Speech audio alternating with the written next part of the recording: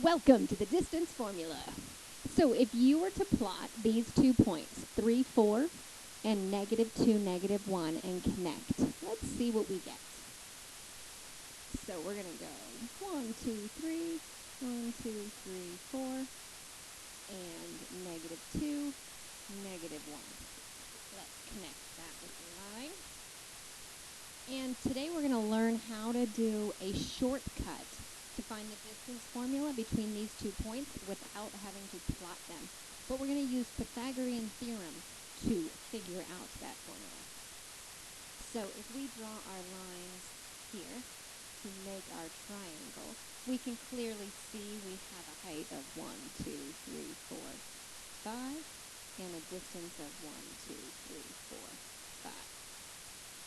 So if we use Pythagorean theorem, we would start with 5 squared plus 5 squared equals c squared. So 25 plus 25 equals c squared. So 50 is equal to c squared.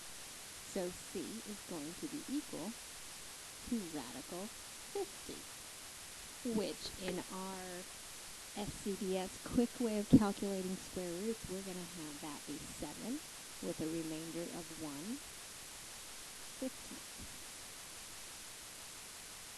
So that's how you would do it by graphing it and using Pythagorean theorem. But we want to come up with a shortcut to just go straight from our points to an answer. So you do not need to have this in your notes, but you just need to be able to follow this. Now we're going to look at it in the general form. So let's imagine we plot any 2 points, x1, y1, and x2, y2. And if we draw our imaginary triangle between those and use our Pythagorean theorem, we can calculate that distance. So my distance from here to here is going to be x1 minus x2, or vice versa actually. x2, the farthest one, minus this one. So this is going to be x2 minus x1. Because our coordinates, let's say it went from 10 over here to 5 here. So the distance from here to here is x2 minus x1. In that same manner, this is y2 and this is y1. So our distance here is going to be y2 minus y1. So if we use Pythagorean theorem to solve for the distance, we are going to take x2 minus x1, x1 squared plus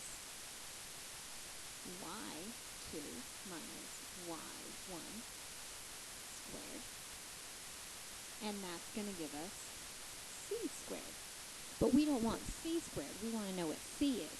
So all we need to do is take the square root of each side.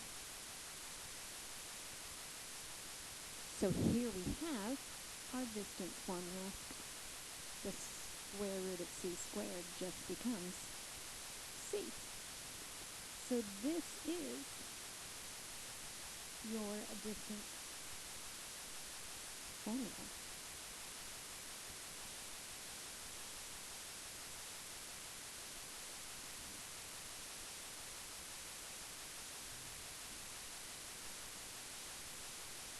This is the distance formula. Will you make sure you have all of this written in your notebook right here with the title of, with the title of distance formula. Your picture does not need to be on graph paper. It could be on graph paper if you would like, but you must have your distance formula written here, and you must have your distance formula written here. Make sure you highlight or box or somehow say that it's important, so have something around it. Also, hope you notice, x2 minus x1, and this is x1 minus x2. So these are different. It doesn't matter if they're different, because when we subtract it, if we get a negative and we square it, we're still going to get a positive number. So I'll make sure you understand that in class tomorrow.